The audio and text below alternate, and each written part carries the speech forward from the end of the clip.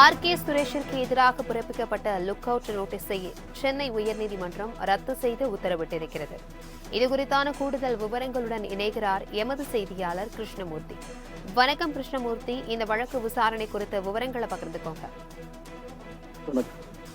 அதிக வட்டி தருவதாக கூறி 1,00,000க்கும் மேற்பட்ட முதலீட்டாளர்களிடமிருந்து சுமார் 2,438 கோடி ரூபாய் வசூலித்து மோசடி செய்ததாக ஆருத்ரா நிதி நிறுவனம் மோசடி வழக்கில் தனக்கு தொடர்பு இருப்பதாக கூறி திரைத்துறையைச் சேர்ந்த மாநில பாஜக ஓபிசி பிரிவு துணைத் தலைவரான ஆர்.கே. சுரேஷுக்கு பொருளாதார குற்றப்பிரிவு சம்மன் ஒன்றை அனுப்பியிருந்தது.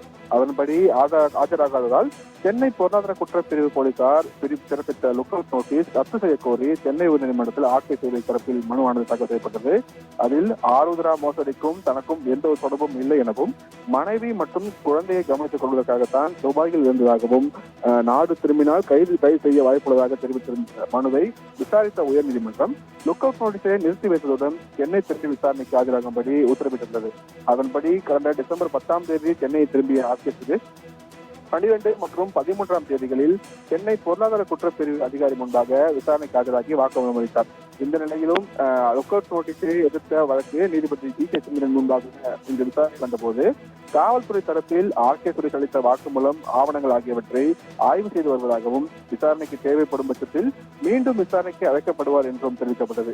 இதனையடுத்து ஆர்.கே. சுரேஷுக்கு எதிராக பிறப்பிக்கப்பட்ட லுக் அவுட் நோட்டீஸை ரத்து செய்த நீதிபதி மீண்டும் விசாரணை தேவைப்பட்டால் புதிதாக சம்மன் அனுப்பும்படி காவல்துறைக்கு உத்தரவிட்டு வழக்கையும் முடித்து வைத்திருக்கிறார். சபாபதி.